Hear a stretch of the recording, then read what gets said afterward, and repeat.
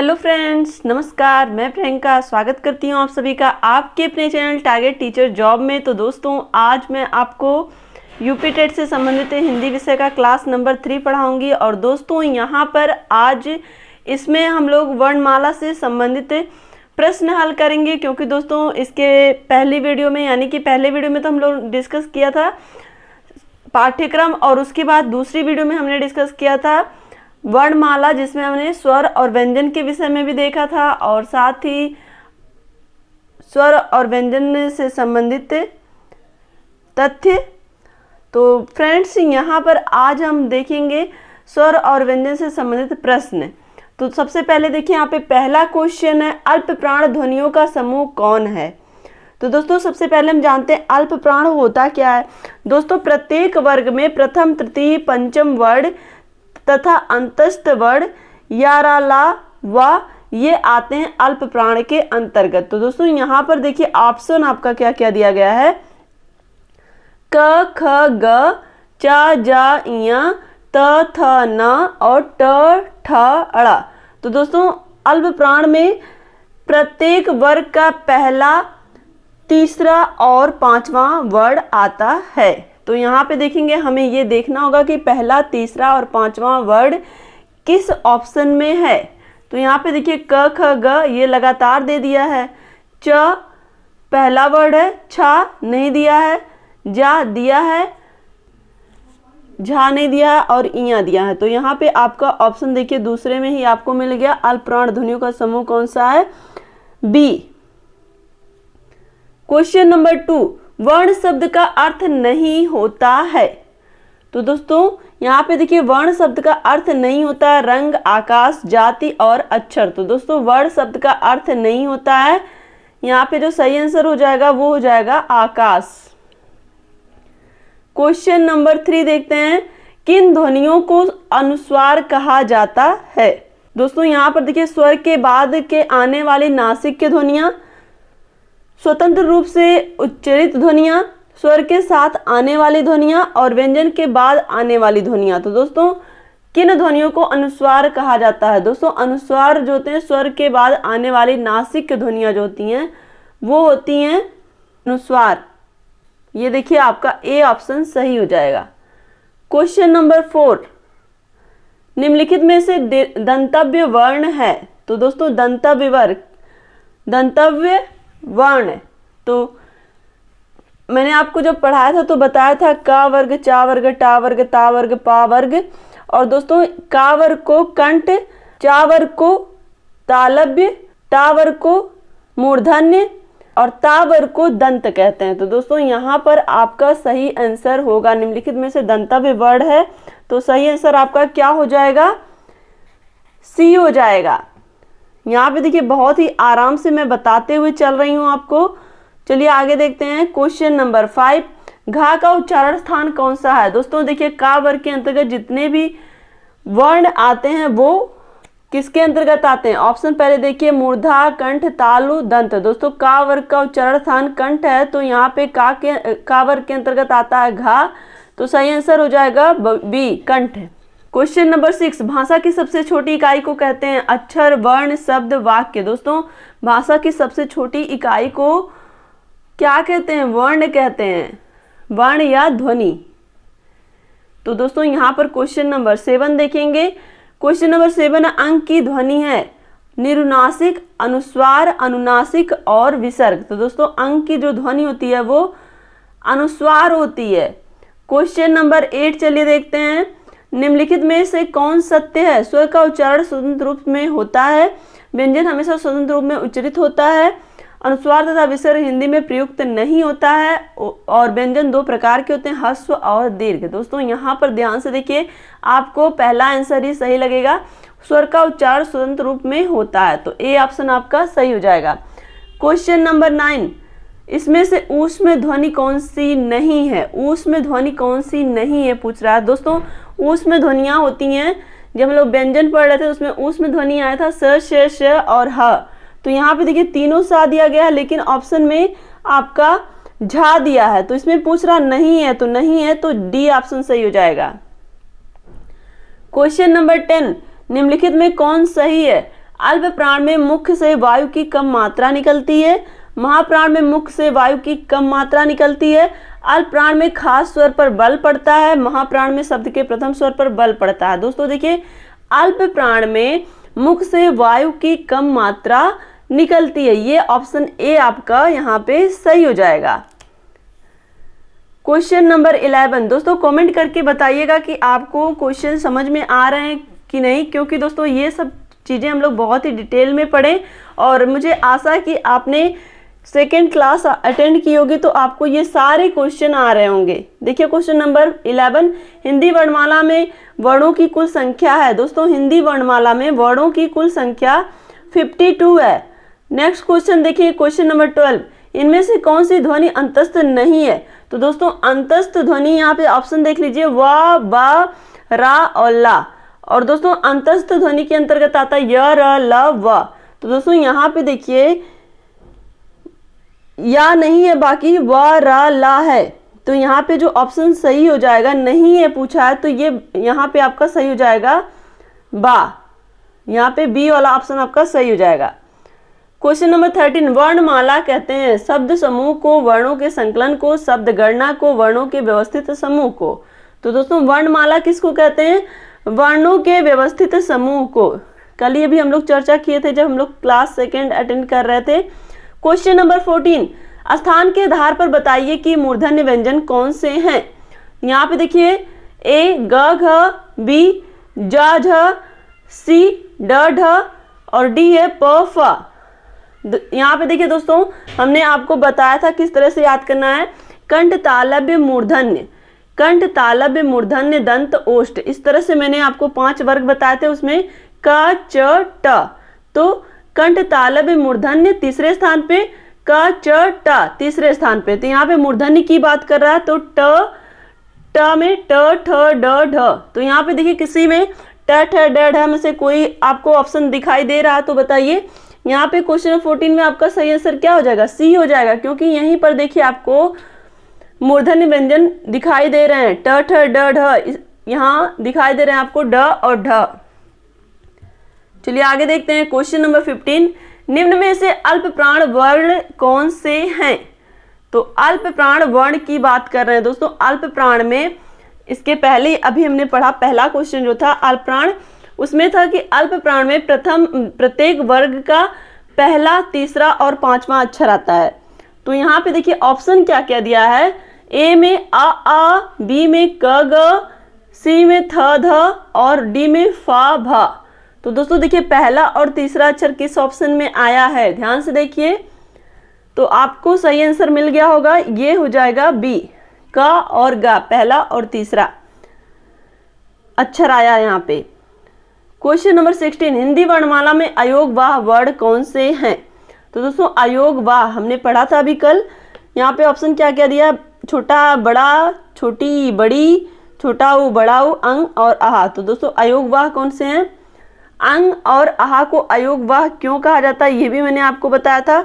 दोस्तों अंग और आहा की जो गणना होती है वो ना स्वर में होती है ना व्यंजन में होती है, लेकिन यहाँ पर अगर हम बात करें तो अंग और आहा जो होता है वो लेखन की दृष्टि से स्वर और उच्चारण की दृष्टि से व्यंजन माना जाता है, तो इसलिए इसको क्या कहते हैं, अयोगवाह। क्वेश्चन नंबर 17, श है से व्यंजन कहलाते हैं, स है व्यंजन कहलाते हैं। तो यहाँ पर देखिए प्रकंपी, स्पर्शी, संघर्षी और स्पर्श संघर्षी। तो दोस्तों यहाँ पे आप ध्यान से पहले ऑप्शन पढ़िएगा तो आपको सही आंसर जरूर मिलेगा। उसमें संघर्षी व्यंजन कहते हैं, तो यहाँ पे केवल संघर्षी लिखा है, लेकिन आप यहाँ पे इसी को टिक करेंगे, क्योंकि यहाँ पे स्पर्श लिखा तो ये गलत हो जाएगा, तो सीधे आप संघर्षी पे टिक करेंगे तो आपका सी ऑप्शन सही हो जाएगा। चलिए आगे देखते हैं क्वेश्चन नंबर 18, छह ध्वनि किसके अंतर्गत आती है, मूल स्वर, घोष वर्ण, संयुक्त वर्ण और तालव्य। तो दोस्तों आपको पता है छ, त्र, ज्ञ और स्रा ये संयुक्त वर्ण हैं, तो यहाँ पे आपका ऑप्शन क्या सही हो जाएगा, सी। क्वेश्चन नंबर 19, ज्ञ वर्ण किन वर्णों के योग से बनता है। तो दोस्तों यहाँ पर देखिए ऑप्शन आपका दिया जा प्लस इया, जा प्लस इया, जा प्लस धा और जा प्लस न्या। तो दोस्तों देखिए जो ज्ञा वर्ण बनता है वो जा प्लस इया से तो बनता है, लेकिन दोस्तों यहाँ पे आपको हमेशा ये ध्यान रखना है कि जो जा होगा उसके नीचे हलंत आएगा, यानी कि आपका बी ऑप्शन सही हो जाएगा, ये हमेशा ध्यान रखिएगा। चलिए नेक्स्ट क्वेश्चन देखेंगे, क्वेश्चन नंबर 20। अघोष वर्ण कौन सा है? दोस्तों अघोष वर्ण पूछ रहा है, अघोष वर्ण। अघोष और सघोष दोनों ही मैंने आपको बताया है। अघोष वर्ण में कौन सा वर्ण आता है दोस्तों? अघोष वर्ण में प्रत्येक वर्ग के प्रथम और द्वितीय वर्ण आते हैं। यहाँ पे देखिए आपको ऑप्शन में क्या दिया, अ ज ह श। सही आंसर आपका हो जाएगा डी। कि अघोष वर्ण की बात हो रही है, तो यहाँ पे आपको ये ध्यान रखना है कि जितना श यानी कि जो श है, हम लोग जब पढ़ रहे थे ऊष्म व्यंजन स ह, तो दोस्तों जो ऊष्म व्यंजन में स है ये अघोष के अंतर्गत आता है, लेकिन जो ह है ये सघोष के अंतर्गत आता है। तो ये चीज आप ध्यान रखिएगा।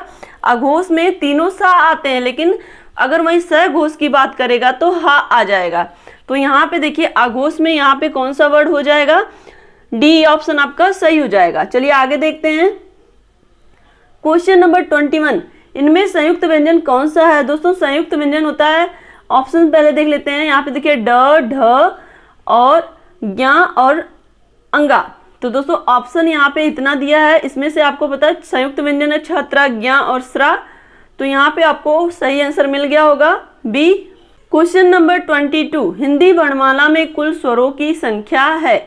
दोस्तों हिंदी वर्णमाला में कुल स्वरों की संख्या कितनी है? 11 है। क्वेश्चन नंबर 22 आपको समझ में आ रहा हो, हिंदी वर्णमाला में स्वरों की संख्या कितनी है? 11। और मैंने बताया भी था आपको कौन कौन से हैं। दोस्तों मैंने आपको बताया था छोटा आ, छोटी ई, ऊ और री, ये ह्रस्व स्वर के अंतर्गत आते हैं, और बड़ा आ, बड़ी ई, बड़ा ऊ, ए, आई, ओ, औ ये दीर्घ स्वर के अंतर्गत आते हैं। तो टोटल इसमें 4 + 7 11 हो जाते हैं। तो इस तरह से जो कुल स्वरों की संख्या होती है वो 11 हो जाती है। क्वेश्चन नंबर 23 देखेंगे, निम्नलिखित में पश्च स्वर हैं। दोस्तों पश्च स्वर, तो फ्रेंड्स यहाँ पे देखिए पश्च स्वर जिन स्वरों के उच्चारण में जीभ का पश्च भाग काम करता है वो होते हैं पश्च स्वर। और दोस्तों पश्च स्वर के अंतर्गत कौन कौन आते हैं? बड़ा आ, बड़ा ऊ, छोटा ऊ, ओ, औ और आ। और दोस्तों यहीं हम देख लेते हैं मध्य स्वर। मध्य स्वर के अंतर्गत केवल छोटा आ आता है, और अग्र स्वर के अंतर्गत छोटी ई, बड़ी ई, ए और आई आता है। तो इस तरह से आपको ध्यान रखना है कि अग्र स्वर में छोटी, बड़ी, ए, आई आता है, मध्य स्वर में छोटा आ आता है, और बाकी सब किस में आते हैं? बाकी पश्च स्वर में आते हैं, बड़ा आ, बड़ा ऊ, ओ, औ। क्लियर? तो अब हम चलते हैं नेक्स्ट क्वेश्चन पे। यहाँ पे देखिए नेक्स्ट क्वेश्चन आपका, तो यहाँ पे आपका पश्च स्वर में निम्नलिखित में से पश्च स्वर कौन सा है? अब आपको समझ में आ रहा होगा कि पश्च स्वर कौन सा है। तो दोस्तों इसमें जिन स्वरों के उच्चारण में जीभ का पिछला भाग काम करे उन्हीं को हम क्या कहते हैं? पश्च स्वर कहते हैं। ये ए ऑप्शन आपका सही हो जाएगा। क्वेश्चन नंबर 24, निम्न में कौन स्वर नहीं है? तो दोस्तों यहाँ पर देखिए निम्न में कौन स्वर नहीं है, ऑप्शन देखते ही आप पहचान जाएंगे। छोटा आ, ऊ, ए। यहाँ पे देखिए क्वेश्चन नंबर 25, निम्नलिखित में से कौन सा मूल दीर्घ स्वर नहीं है? तो दोस्तों यहाँ पे क्वेश्चन आपका क्या है? निम्नलिखित में से कौन सा मूल दीर्घ स्वर नहीं है? तो ऑप्शन आपका है बड़ा आ, बड़ी ई, ऊ और ओ। तो दोस्तों मूल दीर्घ स्वर कौन कौन होते हैं? मूल दीर्घ स्वर होते हैं बड़ा आ, बड़ी ई, ऊ और री। तो दोस्तों यहाँ पर बड़ा आ, बड़ी ई, ऊ और री के अलावा कौन सा दिया है? ये दिया है आपका ओ। तो ओ नहीं होगा, यहाँ पे नहीं है पूछा गया है, तो यहाँ पे डी ऑप्शन आपका सही हो जाएगा। यहाँ पे देखिए क्वेश्चन नंबर 26 देखेंगे अब हम। हिंदी में ध्वनियाँ कितने प्रकार की होती हैं? दोस्तों हिंदी में ध्वनियाँ कितने प्रकार की होती हैं? ऑप्शन है 2, 4, 6, 8। तो दोस्तों हिंदी में ध्वनियाँ कितने प्रकार की होती हैं? दो प्रकार की होती हैं, स्वर और व्यंजन। क्वेश्चन नंबर 27, मात्रा के आधार पर स्वर कितने प्रकार के होते हैं? तो दोस्तों मात्रा के आधार पर स्वर दो प्रकार के होते हैं, ह्रस्व और दीर्घ। तो यहाँ पे आपका आंसर ए सही हो जाएगा। क्वेश्चन नंबर 28, जिह्वा के आधार पर स्वर कितने प्रकार के होते हैं? तो दोस्तों यहाँ पर देखिए जिह्वा के आधार पर स्वर 3 प्रकार के होते हैं। अभी हमने पढ़ा अग्र स्वर, मध्य स्वर और पश्च स्वर, ये जिह्वा के आधार पर ही होते हैं। क्वेश्चन नंबर 29 देखेंगे, निम्न में अंतस्थ व्यंजन कौन सा है? दोस्तों अंतस्थ व्यंजन होते हैं, यहाँ पे देखिए ग, ज, व और सा ऑप्शन दिया है। तो अंतस्थ व्यंजन कौन होते हैं? दोस्तों अंतस्थ व्यंजन य, र, ल, व होते हैं और इन्हीं को ही हम अर्ध स्वर भी कहते हैं। दोस्तों यहाँ पर देखिए व ऑप्शन सही हो जाएगा, यहाँ पे सी ऑप्शन आपका सी हुआ व यहाँ पे, क्योंकि य, र, ल, व, तो यहाँ पे आपका व दिया गया है। क्वेश्चन नंबर 30, निम्न में अल्प प्राण व्यंजन है। अल्प प्राण पहला, तीसरा और पांचवा वर्ड प्रत्येक वर्ग का। तो दोस्तों पहला, तीसरा, पांचवा, तो यहाँ पे खा ऑप्शन देखिए ख, ग, घ, ठ। तो दोस्तों यहाँ पे देखिए ये खा दूसरा वर्ण है, का वर्ग का दूसरा वर्ण है और गा तीसरा है। तो यहाँ पे बी ऑप्शन आपका सही हो जाएगा। क्योंकि दोस्तों यहाँ पे देखेंगे आपको तो ये गा जो है ये तीसरा वर्ण है का वर्ग का। तो यहाँ पे देखिए क्वेश्चन नंबर 31, निम्न में से घोष वर्ण कौन सा है? तो घोष और अघोष, यानी कि घोष का मतलब सघोष होगा और अघोष तो अघोष है ही। तो यहाँ पर देखिए इसीलिए मैंने इस तरह का क्वेश्चन दिया कि आपको अगर सघोष की जगह पे कहीं घोष लिखा मिल गया तो आप बिल्कुल भी कंफ्यूज ना होइएगा, क्योंकि घोष का मतलब सीधे घोष और सघोष का मतलब तो घोष होगा ही साथ में घोष के साथ। तो दोस्तों यहाँ पर घोष वर्ण कौन सा है पूछ रहा है। तो यहाँ पे देखिए ऑप्शन दिया ज, क, ट, च और ट। तो दोस्तों देखिए अघोष वर्ण, आप जब मैं आपको आगत ध्वनि के विषय में बता रही थी और सघोष अघोष के विषय में बताती थी, तो मैंने आपको बताया था कि जो फा होता है वो अघोष होता है, लेकिन जो जा होता है वो सघोष या घोष होता है। तो यहाँ पे आपके ऑप्शन में जा, क, च, ट ये दिया हुआ है। तो यहाँ पे आपका जो आंसर सही हो जाएगा वो हो जाएगा ए, क्योंकि जो जा ध्वनि होती है ये आपके आगत ध्वनि में आती है, लेकिन दोस्तों यहाँ पे आपको ये सघोष भी है। तो ये आपको याद रखना है, जो आगत ध्वनियाँ है जा और फ, जिसमें से जा सघोष है और फ अघोष है।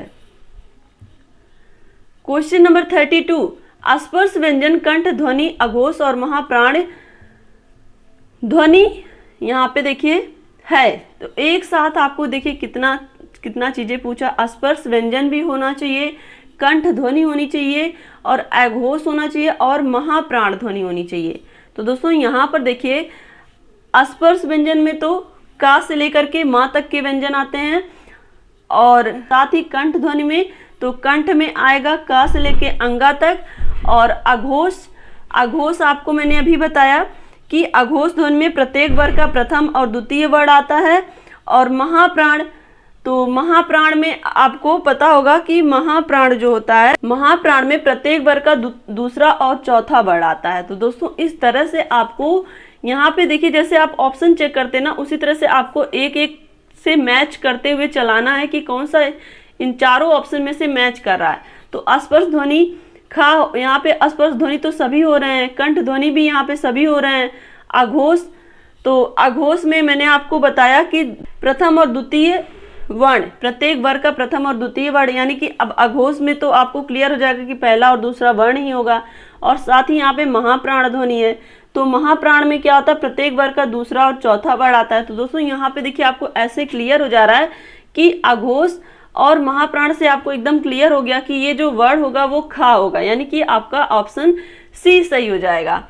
तो दोस्तों इस तरह से आज हम लोगों ने आपके वर्णमाला से 32 क्वेश्चन सॉल्व किए और इसी क्रॉस क्वेश्चन को सॉल्व करने के बाद हमारा जो बेस होगा, हमने जो पढ़ाई की वो क्लियर हो रहा है। यानी कि हमने स्वर व्यंजन और घोष अघोष अल्प प्राण महाप्राण से जितना भी और अनुस्वार विसर्ग जितना भी तैयारी की वो मेरी कंप्लीट हो गई, क्योंकि यहाँ पर हमने सबके क्रॉस क्वेश्चन से आंसर चेक कर लिए। तो दोस्तों आशा करती हूँ कि आपको समझ में आया होगा। वीडियो को लाइक करिएगा, अपने दोस्तों के साथ शेयर करिएगा, और अगर आप चैनल पे नए हैं तो प्लीज़ चैनल को सब्सक्राइब जरूर कर लीजिएगा। तो दोस्तों मिलते हैं नेक्स्ट वीडियो में। Take care, bye bye, love you all, जय हिंद।